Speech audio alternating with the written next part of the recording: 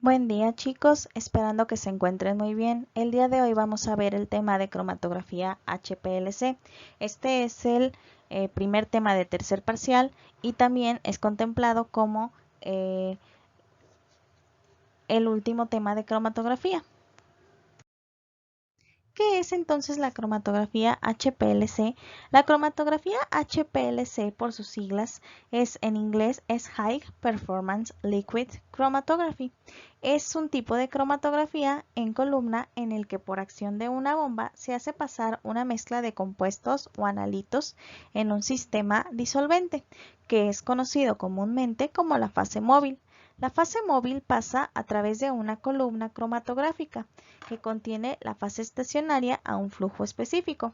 La separación de los compuestos va a ocurrir gracias a la interacción de estos con la fase móvil o bien con la fase estacionaria, que es la base de la cromatografía que en columna que ya hemos visto. De acuerdo a qué tan afín sea mi compuesto con la fase móvil o con la fase estacionaria, será qué tan pronto se recorre o no el compuesto o analito que se está separando y analizando.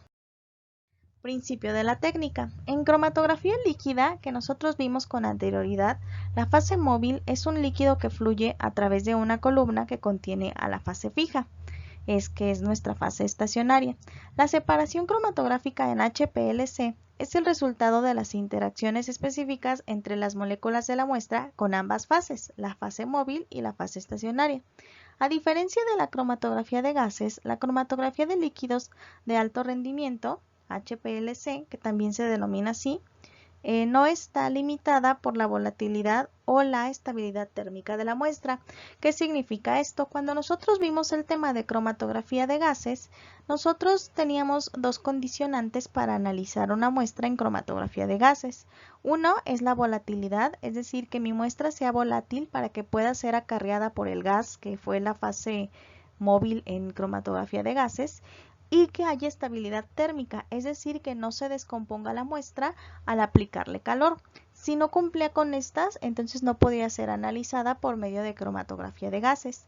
Sin embargo, esta limitante no la tenemos en cromatografía HPLC. La HPLC es capaz de separar macromoléculas y especies iónicas. También nos ayuda para la separación de productos naturales, materiales poliméricos y una gran variedad de grupos funcionales que tengan alto peso molecular.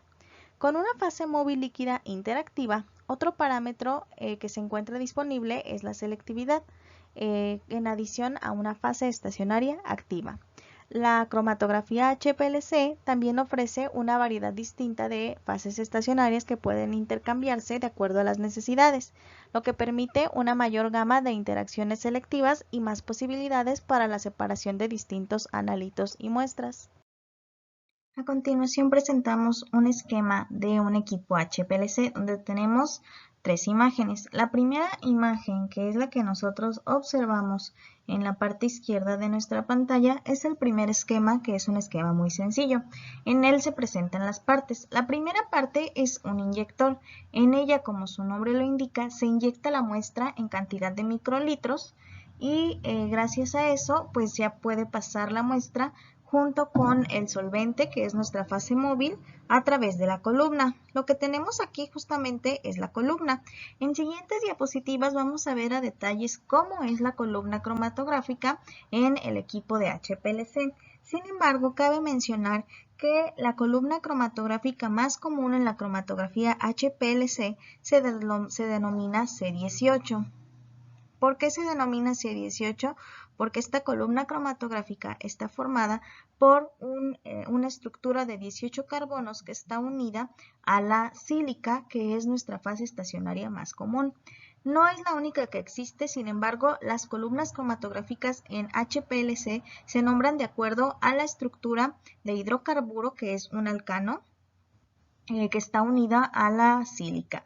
En el caso de la C18 es una estructura de 18 carbonos y hay columnas como C17, C16 y comienzan desde C5, que sería una sílica unida a un hidrocarburo de 5 carbonos. Esto nos ayuda justamente a tener diferentes características y esta elección de la columna también depende del analito que deseemos separar.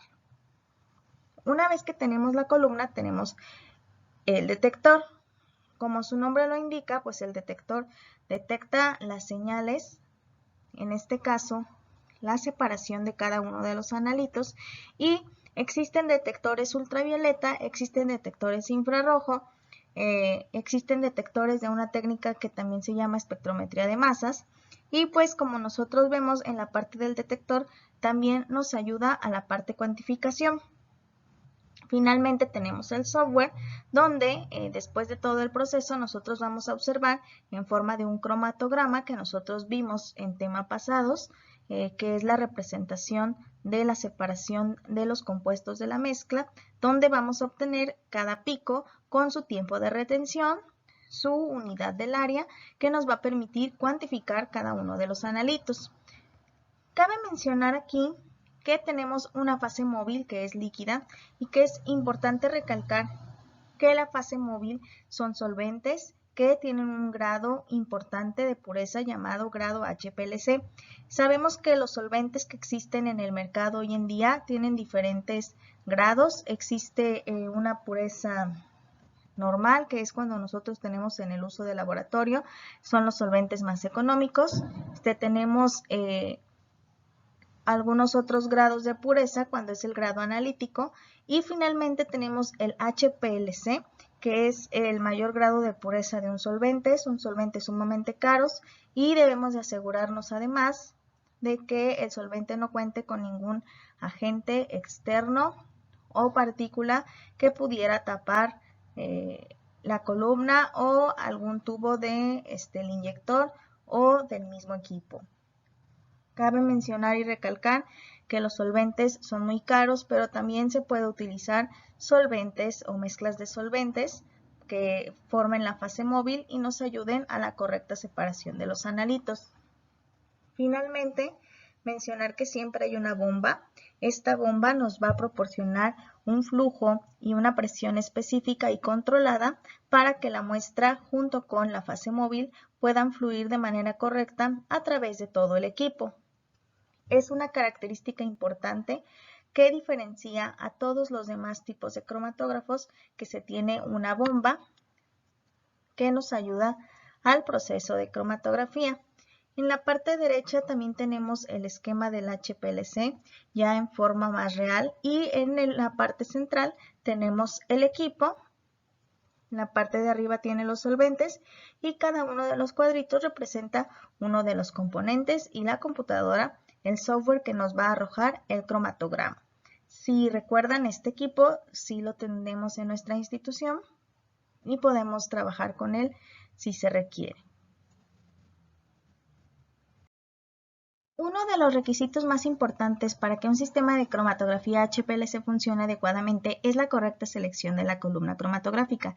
Como ya mencioné, la más utilizada se denomina C18, pero tenemos columnas cromatográficas desde C5 hasta C18, siendo, como mencioné, la C18 la más conocida, y es por el número de carbonos unido a la sílica, que es nuestra fase estacionaria universal. La mayor parte de los análisis de HPLC se utilizan en columnas para cromatografía de fase reversa, debido a que los analitos pueden ser disueltos en agua o en mezclas de agua con solventes polares, como el metanol o el acetonitrilo. En separaciones de fase normal, la fase móvil es menos polar que la fase estacionaria, que es la fase normal, fase móvil menos polar. Fase reversa, la fase móvil es más polar. La fase estacionaria de la columna para cromatografía de líquidos incorpora grupos funcionales polares y no polares. Aquí vamos a ver la columna cromatográfica que la estoy señalando. Tiene una cubierta de acero inoxidable, se conecta de los extremos al equipo y a través de ella es donde pasa tanto la muestra como la mezcla de los solventes o solo uno de los solventes según sea el caso.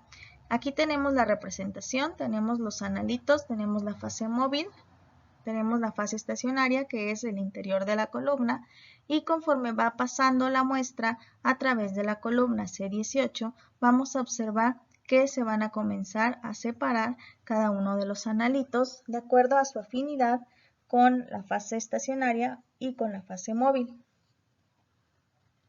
Una vez que se separan y pasan al detector y finalmente a nuestro sistema de lectura o software, pues cada una de las separaciones nosotros la vamos a observar como un cromatograma, en el que se representan cada pico uno de los analitos, sabiendo que además en el cromatograma podemos identificar y cuantificar cada uno de los analitos que se separó en la cromatografía.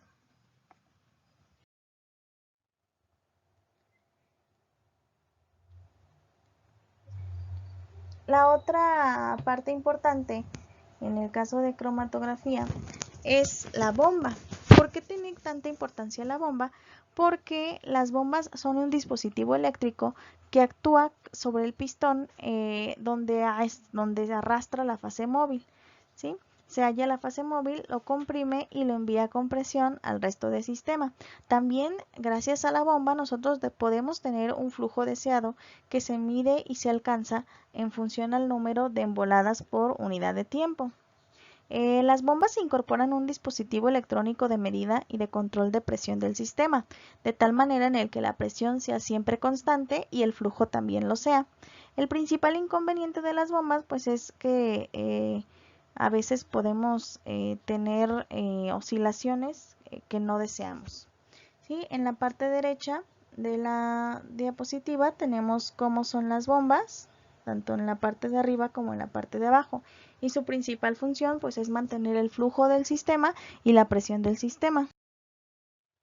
Después tenemos a los detectores. Los detectores son importantísimos porque una vez que pasa por la columna cromatográfica mi muestra junto con la fase móvil, los detectores me van a convertir esas separaciones que se obtuvieron en la columna cromatográfica y me la van a pasar a un cromatograma, gracias posteriormente después al software y a nuestra parte de computadora del equipo.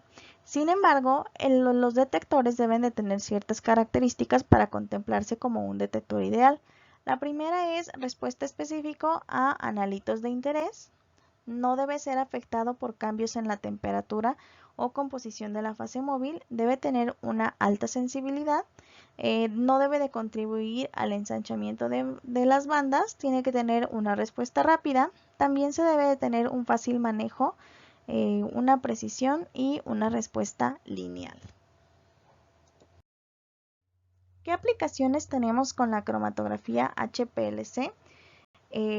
Puede utilizarse en la caracterización de antibióticos, sedantes, esteroides y analgésicos.